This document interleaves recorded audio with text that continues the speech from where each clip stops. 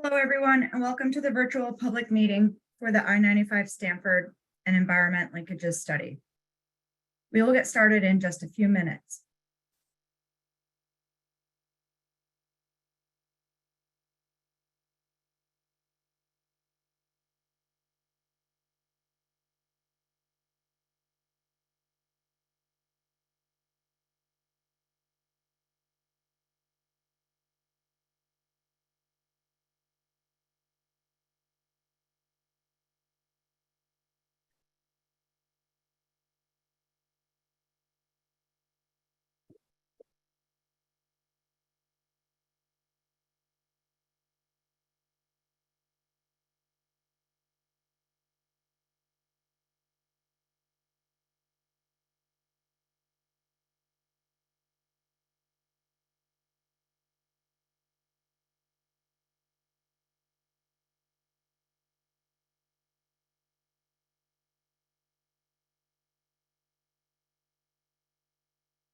Hello, everyone. Welcome to the virtual public meeting for the I-95 Stamford Planning and Environment Linkages, also called PEL, study. My name is Marcy Miller, and I'll serve as the facilitator for today's meeting. I'm with FHI Studio, which is part of the Stantec consulting team. The time is 6:31 p.m. Eastern Standard Time, and we'll now start the meeting. Welcome. Before we get into the format and logistics for tonight, please know that we have Spanish interpreters at this meeting. I will ask them to introduce themselves, and they will provide instructions on how to join their room and hear the translated version of the presentation and discussion. Buenas tardes a todos. Simplemente nos estamos presentando. Seremos las intérpretes para la reunión pública de esta noche. Somos Sonia Román y Lisette Olivares. Si ustedes desean escuchar los servicios en español, van a hacer clic en el globito terráqueo que les aparece en la parte de abajo en la pantalla a la derecha. Por favor, hagan clic ahí y escucharán todos los servicios interpretados. Gracias.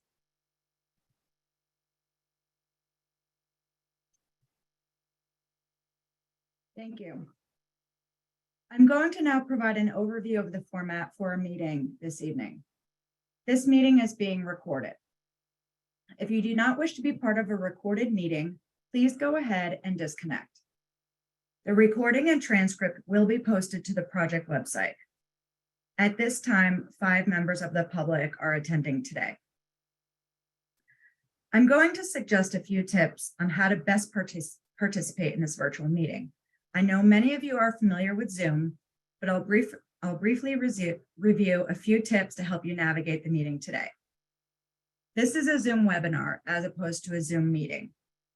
It is slightly different than some more informal meetings you may have participated in. To preserve bandwidth and have a smoother virtual meeting experience, you may want to close other programs that are running on your computer. If you have any issues with Zoom during the meeting, we have technical support available to assist you. You can reach this person, Laura Peretti, by email at lparetti@fhistudio.com. You can also use the chat feature if you need technical help with Zoom. If you are disconnected at any point during this meeting or are having bandwidth issues with your internet, there is an option to telephone into the meeting. You can use the toll-free number on your screen to access the meeting if you are disconnected, or joining via phone is simply a better option for you. That number is 312-626-6799. If you telephone in, you will need to enter the meeting ID, which is 830-4192-4245. The passcode is 959479. Lastly, Zoom is generating closed captions for this meeting that should be showing up at the bottom of your screen. If you are seeing them and want to turn them off, or if you are not seeing them and want to turn them on, you can do so by clicking the button in your Zoom toolbar that says CC.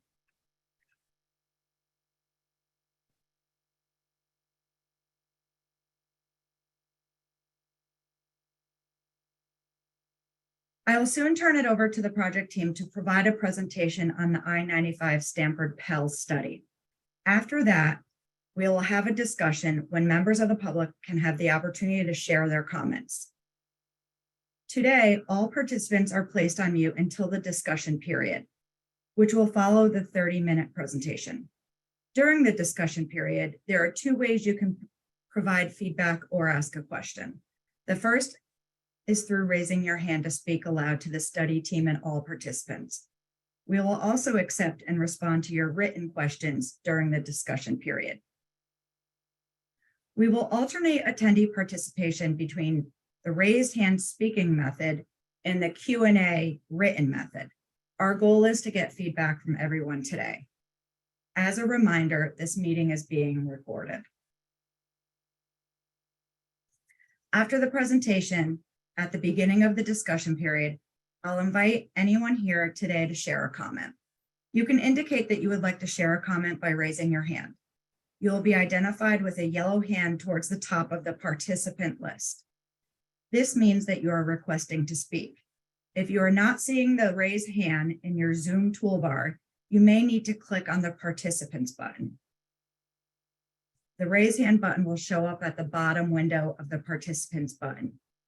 Please turn on this function so you can see when your turn is coming up. If you are calling in by phone, you can press *9 to raise your hand and we'll be able to call on you. When it is your turn to speak, I will call out your name. Our technical host will then request that you unmute yourself. Please click unmute before you begin speaking. When we unmute you, please state your name slowly and spell your first and last name for us. If applicable, please indicate any organization that you are affiliated with.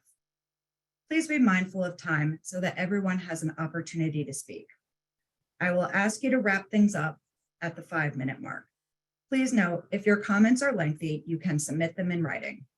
We will identify ways to do this later in the presentation. All comments provided tonight will be taken into consideration by the Connecticut Department of Transportation. The comments you make tonight will be recorded and summarized in a meeting summary. We'll also be taking your written comments through the meeting. Staff will provide answers to your submitted questions during the discussion period. Please submit questions via the Q&A button in the toolbar, not in the chat.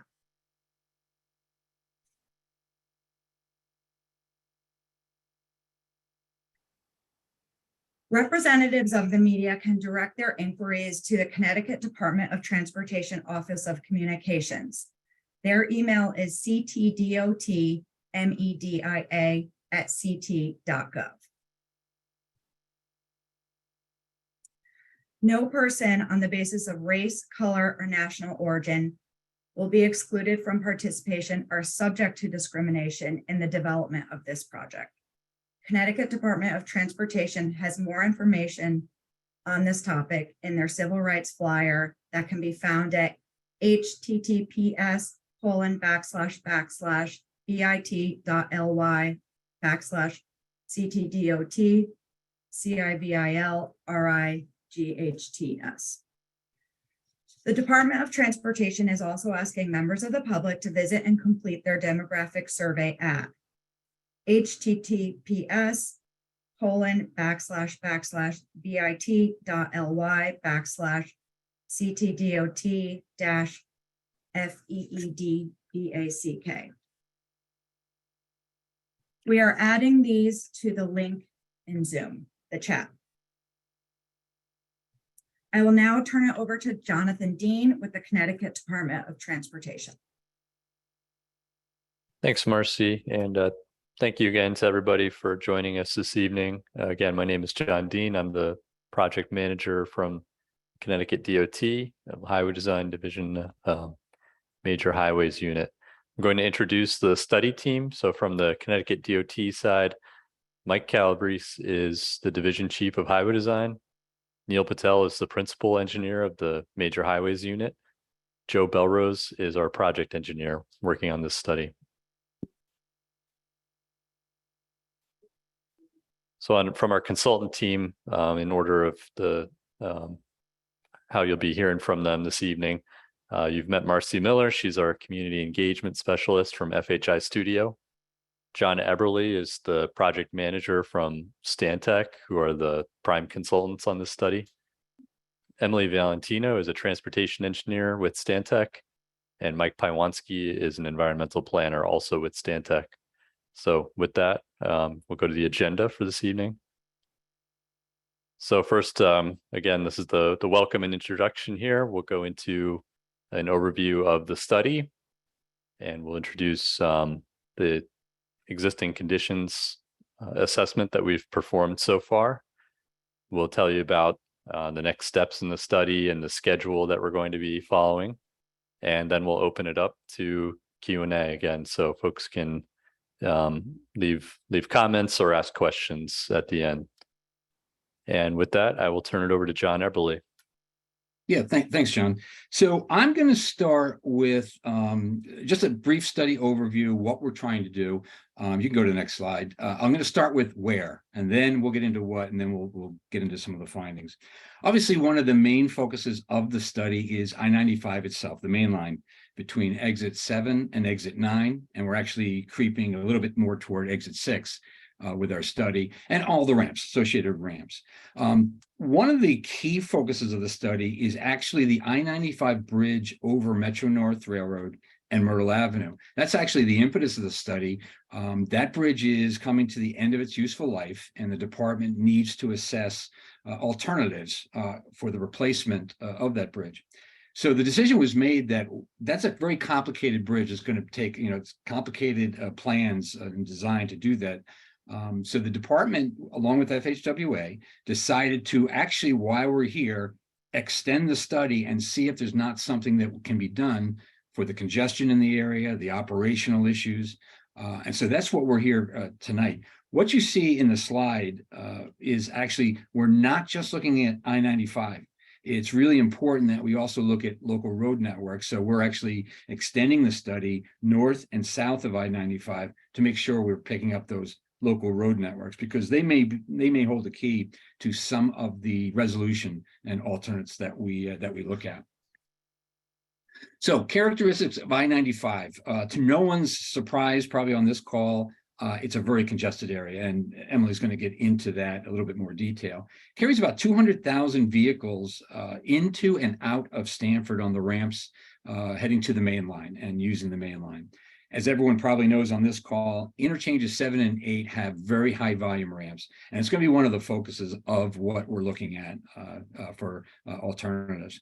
I-95 obviously splits the downtown and neighborhoods to the south, but they are interconnected with many different modes, motorists, bus, rail, ped and bicyclists. And the pedestrians and bicyclists are going to be another key focus. We've heard a lot from people on that subject. So we're going to be looking pretty hard at possible improvements associated with that. So what we're trying to do, we're trying to develop initially a vision of the corridor between exit 7 and 9. The vision has to address the replacement of the I-95 bridge over Metro North Railroad, Myrtle Avenue. Again, one of the key focus of the study. Has to improve safety, operations, and mobility in the corridor as well, and on the surrounding local road network. So while we're doing that, the goals will include improved connectivity and livability within the corridor, enhanced social equity and economic vitality, and while we're doing that, minimize impacts to both the natural and built environments. And we're going to be assessing those fairly carefully. So what is a PEL study? I don't know if anyone on this call has ever heard of a PEL study. I'll give you the brief rundown. It is actually a planning and environment linkages study. It's a FHA recognized process. And really what it tries to do is connect the transportation planning that we're going to be undertaking along with the environmental and community concerns. It's really important as part of a PEL study that we kind of get stakeholders into the process early in the process, because it's going to help shape where we head and what we do with this. This will be up on the website, this presentation. So I would encourage you, if you want more information on PEL studies, there are some links on this slide that can take you some videos, and we're not going to get into the weeds today. But at its core, the PEL study, when you look at it linearly, essentially, you can go ahead, next slide. So what we're trying to do here is we're trying to identify the transportation issues. At the same time, we need to highlight the environmental and community concerns. And that's really why we're coming out to you folks here tonight, yesterday at lunchtime, and a lot more to come. Between those, we're going to determine priorities in the corridor that stakeholders feel are important to address. Once we have that, the key here is to try to develop that vision or master plan that I kind of talked about on what are the needed transportation improvements. What are the alternatives that might be entertained? Once we start understanding what alternatives might be available to us, we're also going to try to identify mitigation opportunities and strategies. We want to make sure that we're not overly impacting a resource or a community as we go forward. Ultimately, this whole process is used to create a roadmap to National Environmental Policy Act. And we won't go into the weeds again with that, but that essentially is the next phase that's down the road a little bit, where any alternatives we come up with are further studied, environmental documentation is done, permitting, design, until eventually construction down the road.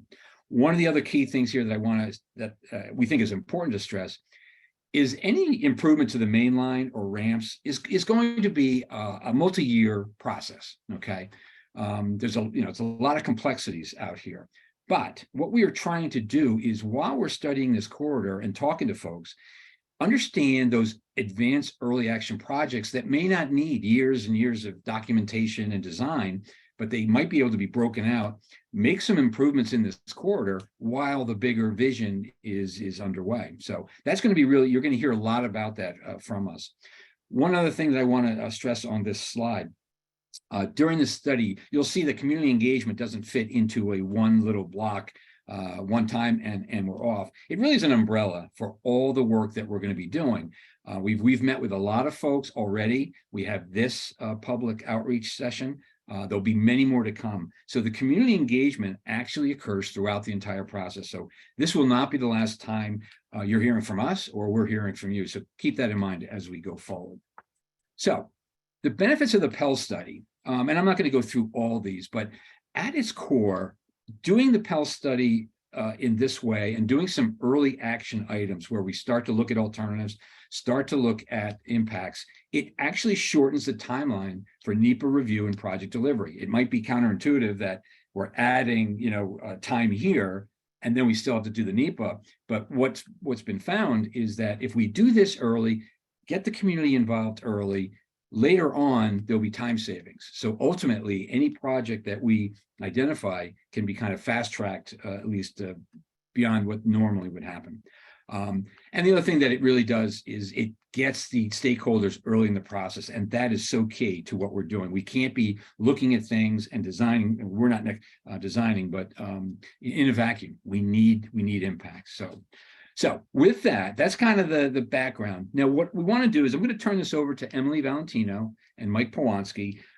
Over the past year, we've been doing a lot of data collection, both traffic and environmental resources. And right now we're at the phase where we're just trying to understand the corridor. So I want them to kind of come in here in a minute and talk a little bit about what we found. A lot of it is going to be obvious. This is a congested area. So Emily's got some facts. And then we'll talk a little bit about environmental resources. We've identified some critical ones, but it's really important that, folks on this call and as we engage, if there's ones that we missed, we really need to hear from you to make sure that this study is as thorough as possible. So with that, Emily, I'll turn it over to you to run through the work here. Thank you, John. Yep. All right, so I'll get started with some fast facts about transportation in our study area. So as John mentioned earlier, this stretch of I-95 from exit 6 to 9, it's one of the most congested corridors in the whole state. Some articles even suggest this might be top 3 in the nation. So what do we have? We've got about 200,000 vehicles that use the I-95 main line and its ramps into and out of Stamford. That's on a daily basis. We've got 3,000 passengers that ride the 341 bus line. 1,500 pedestrians walk around our study area around I-95 on the local roadways. And the train station is the second busiest Metro North train station in the network. So now we'll talk about current traffic conditions within the study area. First, we monitored traffic on the I-95 main line on all of the ramps between exits 6 and 9, and at 50 intersections on local roadways around Stamford. So after we understand what's happening today, using all that data collection, we look to the future. How will the area be different? What new developments will be built that could impact traffic?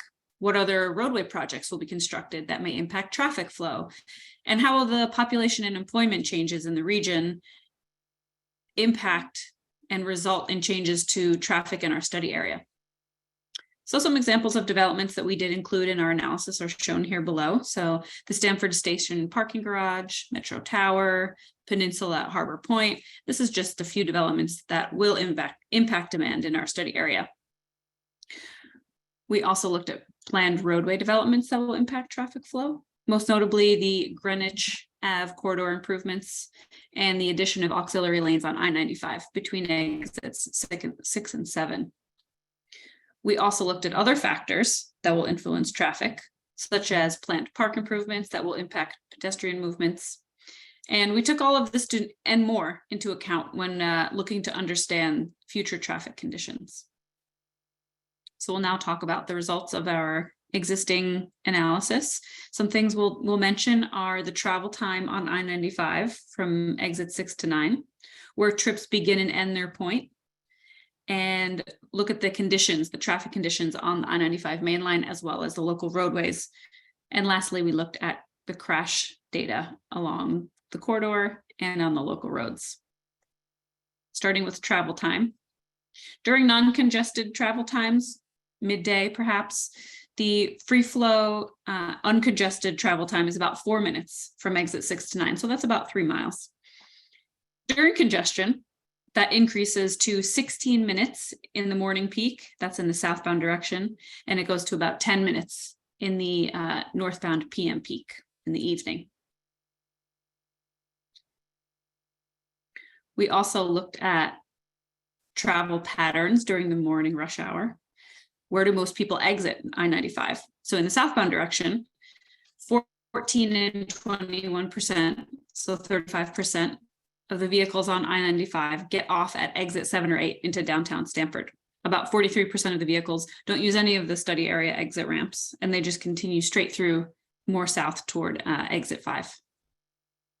In the evening rush hour, we looked at northbound trips from the Stamford area that enter onto I-95. And the results were similar to the morning rush in that the majority of vehicles getting onto I-95 come from downtown Stamford. About 29% of the vehicles on the I-95 main line come from the Canal or Elm Street on-ramps. And again, about half of the traffic on I-95 in the northbound direction doesn't use our study area ramps at all. They just drive straight through.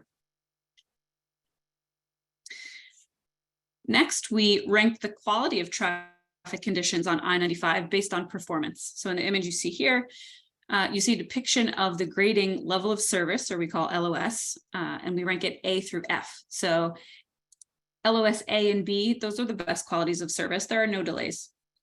LOS C or D, there are minimal delays, but it's considered acceptable quality of service. And LOS E and F is considered failing or substandard, and the delays will be significant. And these, you'll see later, we rank the main line. So here we have the main line. We studied the level of service. We did study both weekday and weekend peak hours. The analysis showed that conditions are worse on the weekday than they are on the weekends. So we'll only show weekday results here today. And in the morning in the southbound direction, the majority of I-95 in our study area does operate below an acceptable level of service. And this is due to heavy ramp merges onto the main line, as well as downstream traffic that blocks the main line going southbound. And in the northbound evening rush hour, it operates slightly better than the morning, with pockets of acceptable and below acceptable levels of service. And you'll see right around exits 7 and 8 it is the worst. So the focus, there were a lot of vehicles that got on and off near exit 7 and 8, and you can see that in the results here. We also we did the same level of service analysis on the local roadways. And most intersections on the local roadways operate at an acceptable level of service. So that's LOSD or better. Now, this isn't to say that there aren't individual movements that might operate below an acceptable level of service. For instance, a right turn might operate at LOSE, but what we're showing on the screen is overall intersection. So 3 of the 50 studied intersections operate below an acceptable level of service in the existing conditions today. This is in the morning, and those 3 intersections are North State Street at Washington Boulevard, Elm Street at Tresser, and East Main Street at Glenbrook Road. We looked at the PM as well. Similar results. There were 2 intersections out of the 50 studied that do operate below the acceptable range. That's South State Street at Canal and Elm Street at Tresser Boulevard. Lastly, we took a look at the crash history in the study area, and we looked at 5 years of crash data from 2016 to 2021. And what you see here on the map on the left, that is a heat map. So the more red the color indicates a more crashes at that location.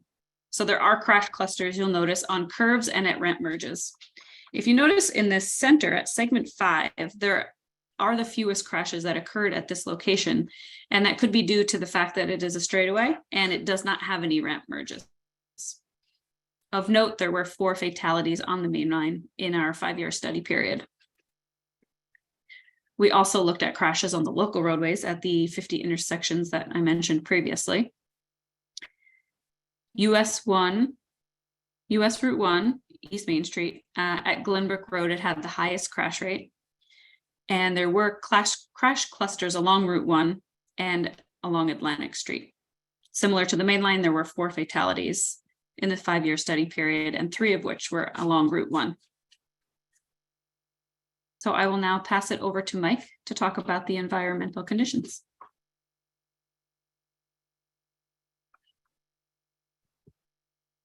Thank you, Emily.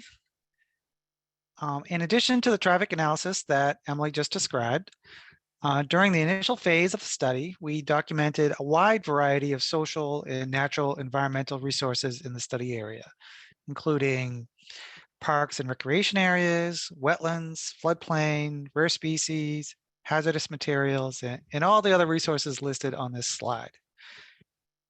Today, I'd like to review our findings of a few of what we thought were the key environmental issues in the project area, but please, as John mentioned previously, We know that you are the local experts, so let us know if there are other environmental resource issues that you think are important to this study. Next, please. To start off, pedestrian, bicycle, and transit facilities. In addition to lots of vehicle travel in the study area, we also found a high level of non-vehicular travel as people move around the area as pedestrians, bicyclists, and people using transit, including buses, Metro North Rail, and Amtrak. The bus travel is enabled by a really extensive bus route system in the study area, as you can see on this route map on the left-hand side of the screen. We found that while most roads have sidewalks, some are in poor condition. And at many intersections, the sidewalks lack access ramps and crosswalks. So overall, it's important to understand all the ways people travel in this area as we continue to consider transportation improvements.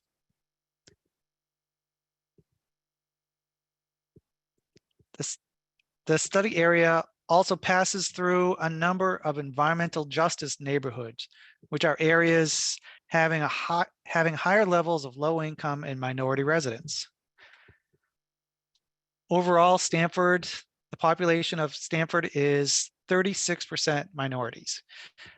But in the study area, as you can see outlined here around I-95, 53% has a greater minority population than the city as a whole. And 100% of these areas have a lower household income than the city as a whole. And up to 40% of residents live in limited English-speaking households. So again, this is important information to understand as we continue our public engagement process. Next is the cultural resources in the study area. This study area is really rich in an inventory of historic buildings and historic districts. We're picture a few of them here. For example, the old main post office on Atlantic Street, which is a beautiful building pictured on the left. The Pike House on Fairfield Ave, which is over 150 years old now. Just a really beautiful structure. And finally, the Church of the Holy Name on Washington Boulevard. And it's important to understand these historic resources. It's important to understand and protect these historic resources as part of this study.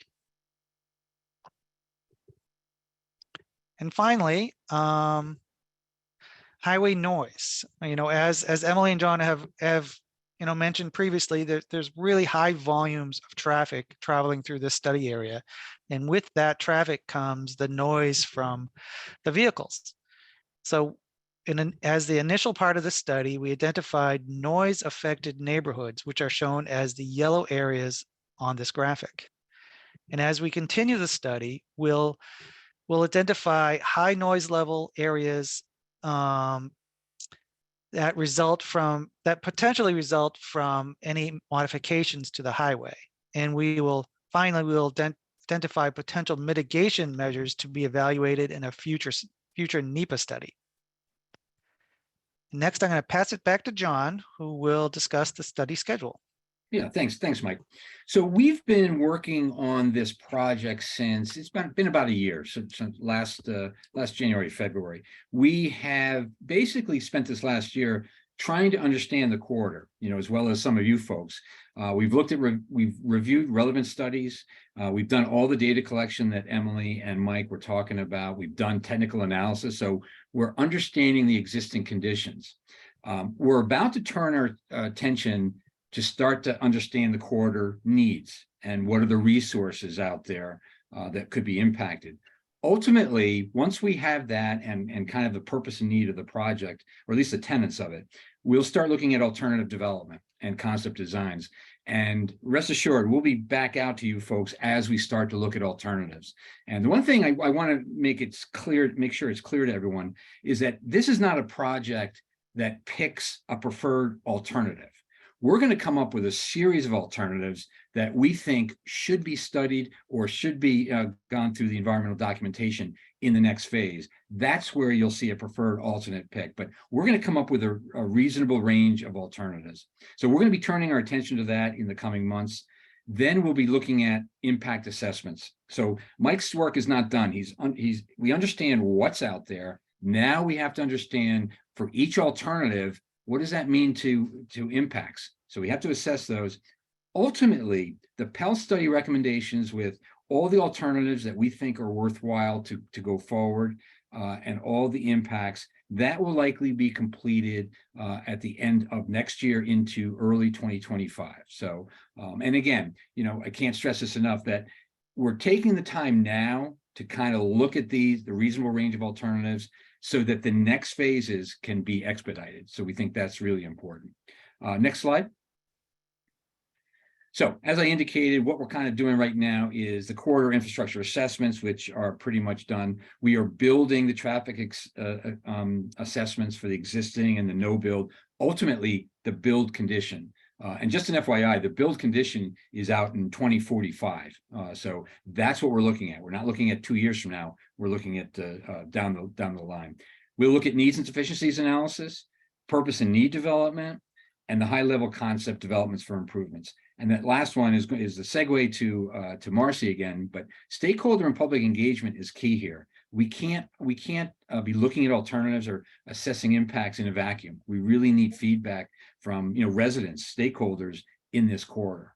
Marcy, I think you can take it from there. Yep. Great, thanks, John. So I want to talk to you a little bit about what we've been working on as it relates to outreach and engagement over the past year. The first thing we always do in a big quarter study like this is we try to identify how we're planning to do stakeholder and public engagement. And we map it out and we put it in a document. It's on our website. And one of the things that we do commit to is having some amount of, performance checking and, seeing what works and what doesn't. So at least once a year, we go back, we revisit this and we say that what's working and what should we change as we continue to move forward. We do the same thing with agency outreach. As Mike was mentioning some of the environmental things we look at, and there's a lot of environmental as well as transportation agencies that we need to coordinate throughout this entire process to make sure that we're doing everything correctly and needs are being met. I mentioned the website. We are committed to keeping this current with stuff that's going out to the public. Please go on there and look for information. Look, we're going to post the recording and a summary and a lot of information after these meetings and moving forward. We're consistently, we have social media sites and we're consistently posting. If you are on social, please friend us, tweet us, do anything so that we can connect with you and your organizations so we stay at the top of people's feeds.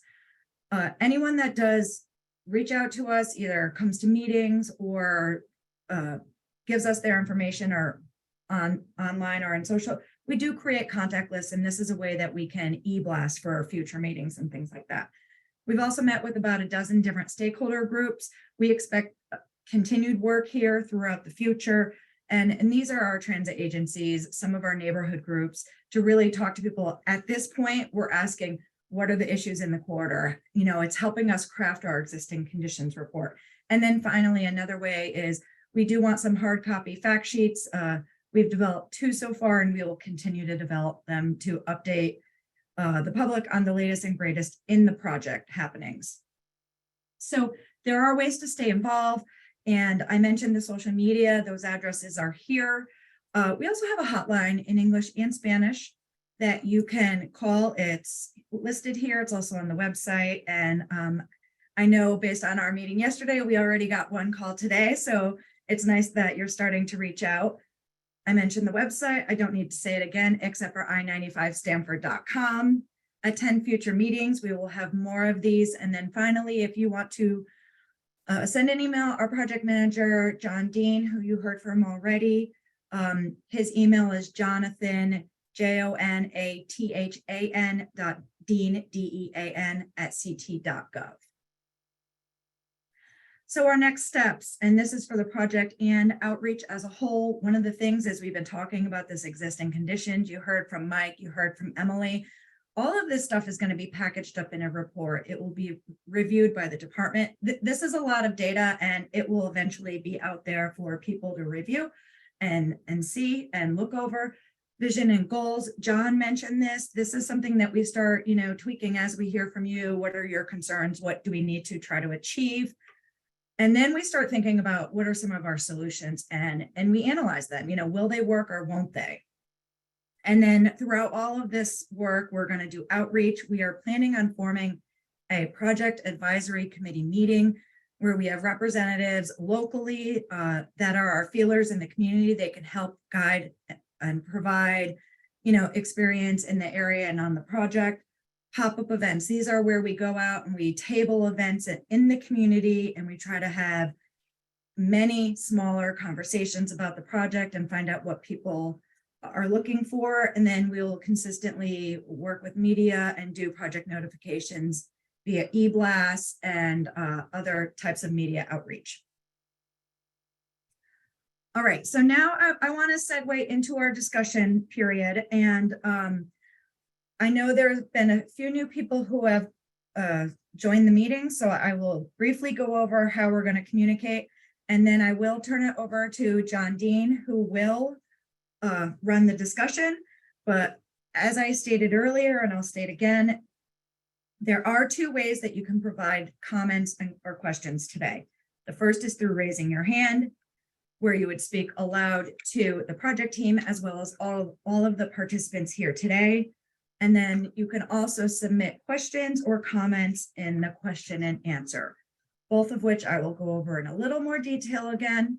If you want to raise your hand, you can do this by clicking the raised hand button. A yellow hand will rise towards the top of the participant list. This means that you are requesting to speak. If you are not seeing this button in your Zoom toolbar, you may need to click on the participants list in the toolbar. The raise hand button will show up at the bottom of that list. If you are calling in by phone, you can press *9 and this will raise your hand so we can call on you. When it is your turn to speak, John Dean will call out your name. We apologize for any mispronunciations. Our technical host will then request that you unmute yourself. Please click on mute before you begin speaking. Please state your name slowly and spell your first and last name for us. If applicable, please indicate any organization that you are affiliated with. Please be mindful of time so everyone has an opportunity to speak. Please note, if your comments are lengthy, you can submit them in writing.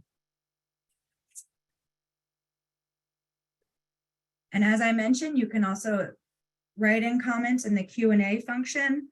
Staff will provide answers. They will read all the questions aloud for those who have called in and provide answers aloud.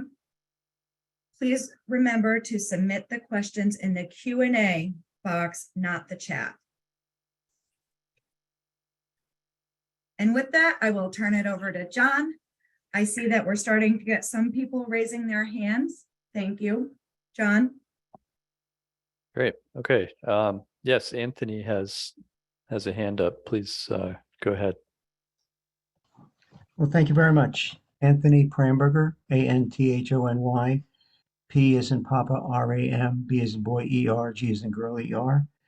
My wife and I have lived in Stamford for 38 years. So thank you very much for doing this. I really appreciate the information.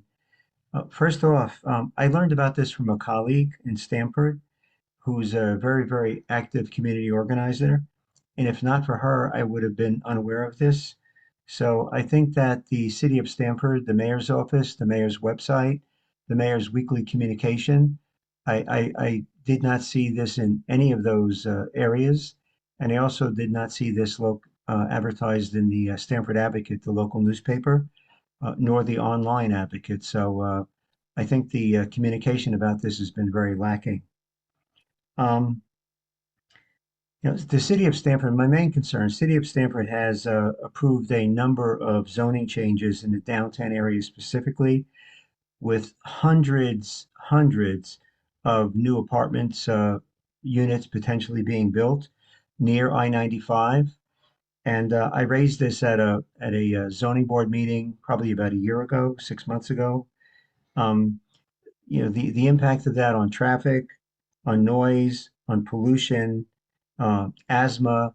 There was a note in the presentation of baseline data, but I didn't hear anything in the presentation about what type of baseline health data has been gathered and how health data will be managed and compared throughout through this process. I have to imagine one of the impacts of COVID that you've already seen, we've seen, and we will see in the future is that as COVID, RSV, other illnesses continue to iterate and avoid vaccinations, people have gone back to cars. They don't want to be on public transportation, Metro North, buses, etc. So people of means, people of affluence, are able to get in their cars and sit in traffic rather than be in public transportation. And I think that those with less means are adversely affected. So those are my comments. I very much appreciate the opportunity to present, and I look forward to staying engaged throughout this process. Thank you. Great. Thank you, Anthony. Yeah, thank you for your comments. So just at this very early stage that we're in, I can't say that we'll be doing real in-depth analyses of health impacts, but we certainly will look at, there may be improvements to air quality as congestion is improved in the area. Certainly we will be looking at improving other modes of transit and not just other modes of transportation, I should say, not just cars. So looking for opportunities to implement if there are any greenway connections that can be made, better sidewalk connections and the like to help help folks make that decision to get out of their cars and use another mode of transportation. So just kind of want to put that out there that we are looking at things more holistically. Certainly the I-95 is in our study name and is a large part of what we're doing, but we won't ignore the city streets and the other users that live and work there.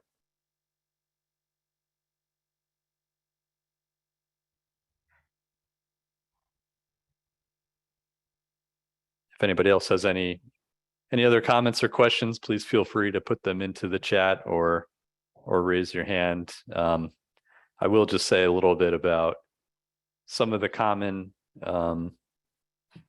comments that we've received so far, as we've done our stakeholder outreach. Certainly development is something that's on everybody's mind, and how these roads are going to handle increased traffic. Bike and pedestrian safety is a huge topic and concern for folks in the area. Some of the underpasses under I-95 aren't welcoming, and under the railroad. So we'll look at opportunities that may be out there to improve lighting and things like that.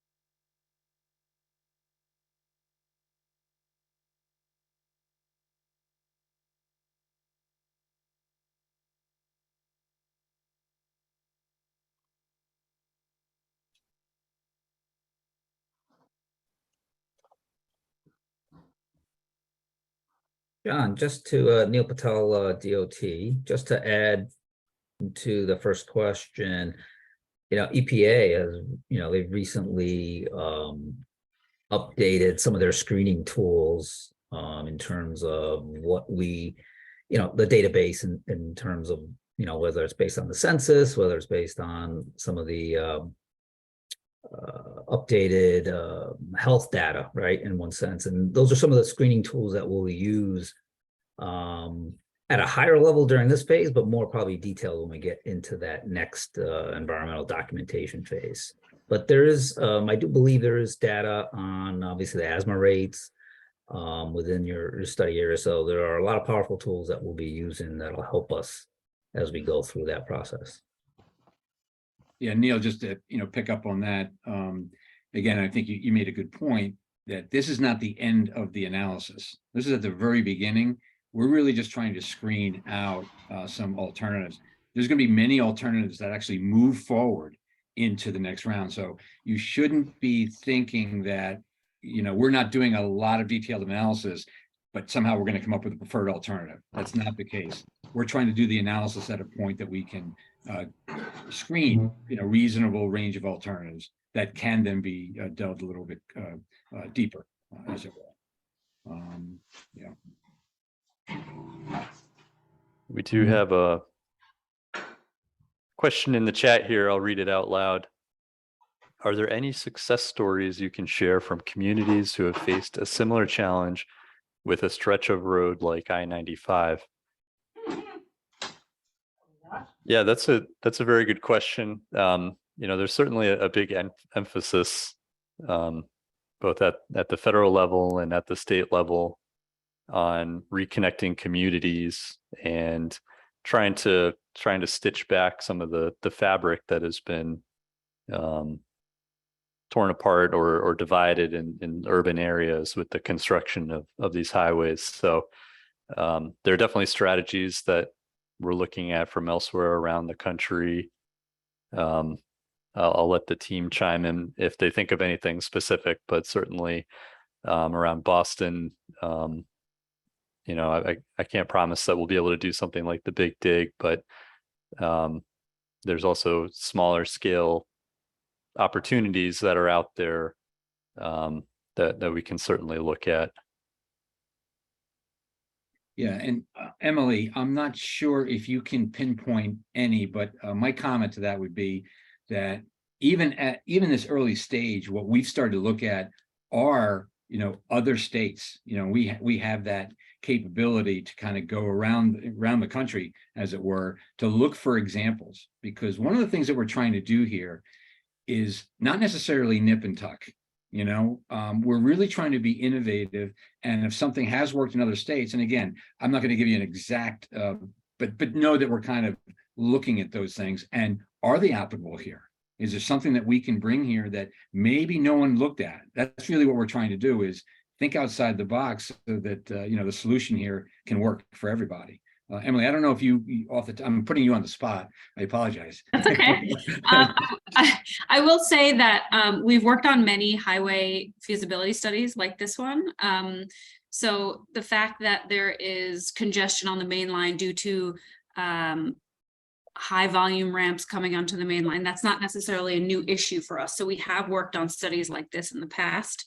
We have made recommendations that help to mitigate and fix some of these very same problems. So in states, we've done in New York, we've done New Jersey, we've done Connecticut as well. So yeah, we do have precedent of working on facilities like this one. Yeah, just to add one last thought to that is, bringing in urban design elements and not just having an engineering centric mindset, but a multidisciplinary approach with folks that certainly with community feedback on what aspects people would like to see in implemented in the area. We've got another question in the chat here that I'll read out loud. What type of pavement options are you considering to reduce the noise produced by the traffic? Yeah, so again, we're at such an early stage in the study. I think detailed kind of pavement design will be pretty far down the process when we get through. As John mentioned, we're kind of looking at big picture, what might be done with the highway in the future. That's going to go through the NEPA process, the National Environmental Policy Act to do the more rigorous environmental review. And at that point is when we'll really start to look at noise, do a noise analysis, determine whether some kind of mitigation is required. And then certainly as it moves forward into design, pavement types and that sort of thing will be considered in more detail, but we're not quite there yet. So actually, I wanted to chime in a little bit. So very early on, Anthony mentioned the outreach. And Anthony, if you are interested, I'd love to have an offline conversation. This is our first meeting. We did quite a bit of outreach, but not in those two areas that you suggested. So that's really great feedback. But I'd potentially also be interested, as we're going to have more meetings, telling you what we did do, offline, of course, if you're willing, and get your feedback on what you think may have been effective, what we should continue doing, and potentially, those new things that we should add.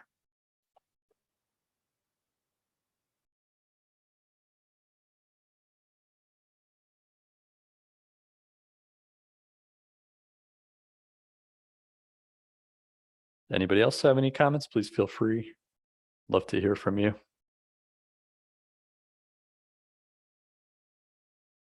But again, I'd just like to reiterate, as Marcy mentioned earlier, we have our social media presence, website, the project hotline, and certainly my email address. So if you think of something after this meeting, this won't be the only opportunity.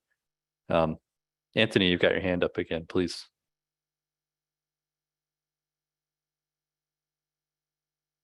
Thank you. I would love to engage Ms. Miller as you've suggested. So I don't know if by my joining this website, you have my, contact information or what I would need to do to participate in such a fashion. Thank you.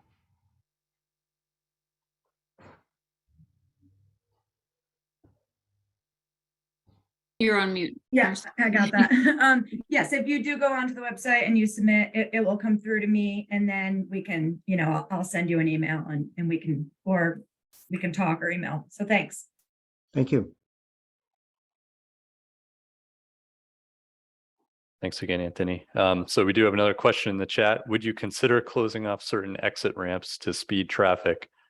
Yeah, so that's a great question. I'd say at this point that anything is on the table. As you know, the ramps in this area getting on and off the highway are very closely spaced. That leads to a lot of conflicts where you have folks trying to travel through the corridor on I-95 or making weaving movements to get on and off the highway, and that does lead to slowdowns in traffic. So that's something that we will be looking at. Will it be feasible to consolidate some of these exits? And another option that we may consider is installing auxiliary lanes which connect an on and off ramp. Again, that kind of gives people more room to weave on and off the highway. So we're going to be looking at everything and filtering down to find solutions that will work.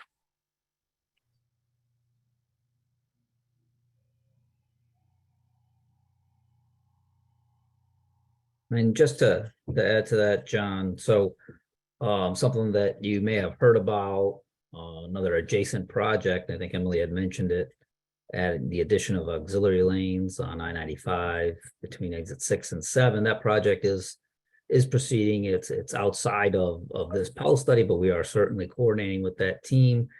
And that project, as it stands now, it's going through one of our processes where we try to accelerate projects to construction. That's called a design build process. And I think they're looking to award that later this year. So probably construction with that project would start sometime in 2024. But again, that's, as John mentioned, one of those approaches where it'll be adding auxiliary lanes between 6 and 7. So that'll kind of help the operations between those two exits, and probably provide some local benefit in terms of congestion relief.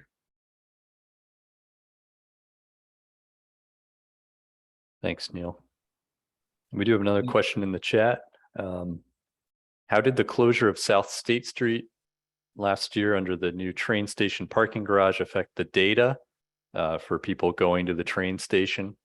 How was the data modified, if applicable? And will exit 7 going to the station / garage be a bottleneck due to station drop off? So Emily, can I put you on the spot there? When we did our Yes, traffic sir. counts, Sure. We did our traffic counts while South State Street was open. So we didn't have to modify the data in order to account for that. So that was a plus. And will exit 7 going to station garage be a bottleneck due to station drop off? I believe it was designed so that it will not be a bottleneck. I don't know, in the future, we don't have those conditions. So we know exactly what's going on today in the existing conditions. For the future, we aren't, we haven't studied the future condition yet. So we can only answer what's happening today so far. But it will be. It's part of the study to look. Yes, down correct. yeah, just to mention too, so the Stamford Transportation Center is being looked at by our folks in our rails division, and they're looking at a master plan to revamp it in the future. So they're also looking at how the traffic's going to flow around the station, pickups and drop-offs. There may be some changes to how Station Place functions, but we're working with that team to make sure that any changes that they're considering, we'll take that into consideration as well in our analysis. So just kind of wanted to put that out there and make sure everybody understands that that we're working together on that.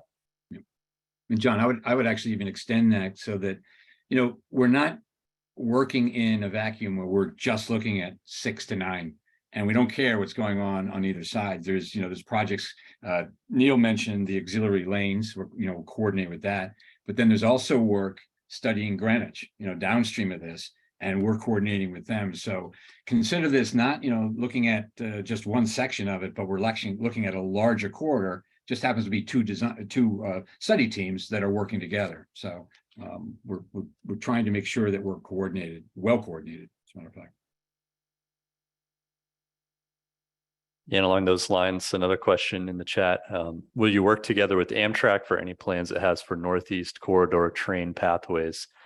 Yeah, so right, Metro North and Amtrak, we're certainly coordinating with them to make sure we understand all the plans going on in the area.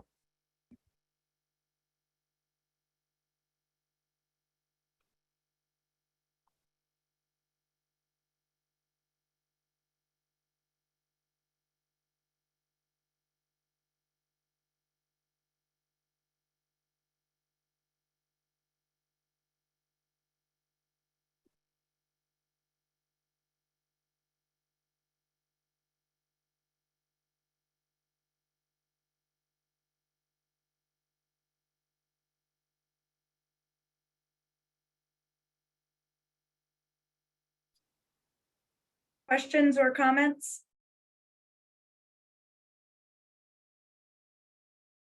All right, well, I think that, John, that probably concludes, the project team will stay on for a few more minutes if people want to stay on, or if anyone else thinks of anything, but otherwise, I'd love to thank you all for coming tonight and giving us, and giving us your time, which is not quite over yet. John. Nick, I see you have your hand up. Please, what's your question or your comment?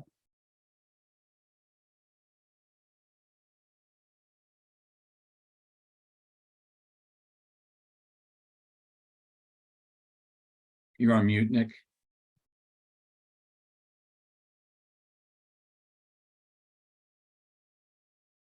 Hello, can you hear me over here? Nick Samella Jr. speaking. We can. Okay. I've actually been right in alongside of I-95 since the day it was being built. And exit 6, Grenhart Road.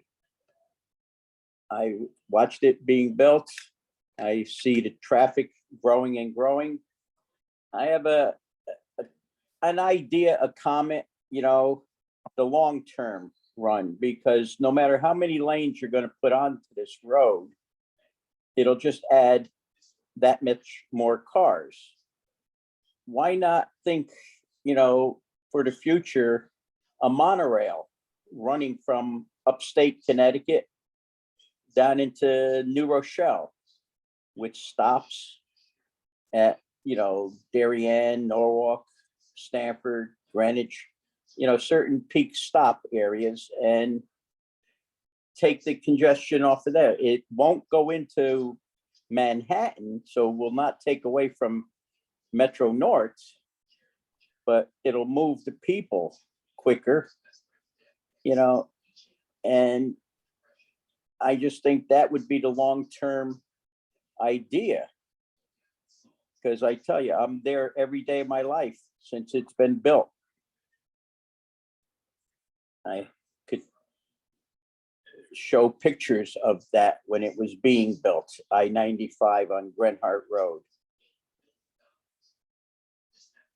Great. Yeah. You know, we always love to see those old pictures. Yeah. Thank you very much for your comment.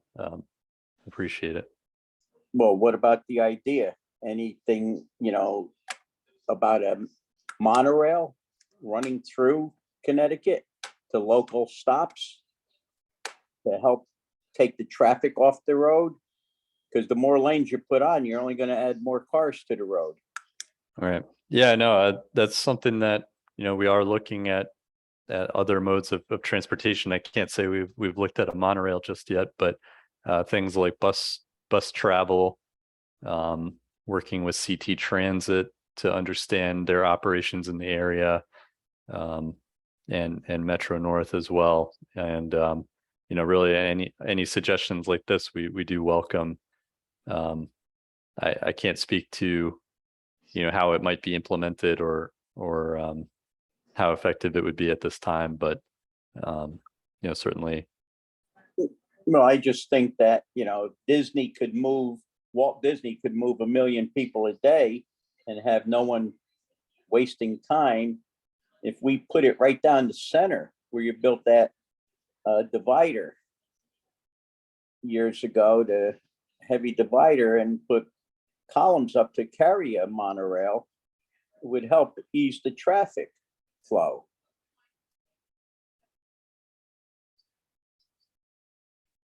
Yeah, it's that's the kind of big idea that we like. Yeah, thank you.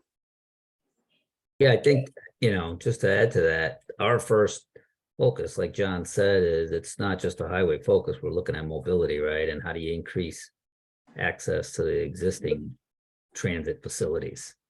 Right, Metro North is a great resource, and obviously we'd like to see more ridership there. Even then, you look at the bus transit, you know, starting, you know, even at the connectivity, just trying to get access to some of the transit stops, bus shelters. If we can improve that incrementally, right? It's something that you want to look at incrementally. Complete streets, trying to shift people's focus from the vehicle to maybe taking, you know, riding a bike to the train station and then getting on a train. So we're looking at all that in terms of mobility.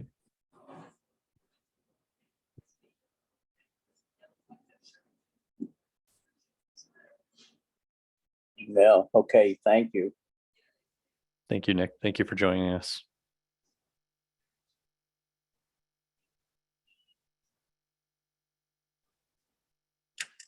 So we will move to close out tonight's session, but again, you know, we will be on for a couple more minutes if you do have any questions. But yeah, thank you again for spending time with us this evening, and we're looking forward to seeing you in the future.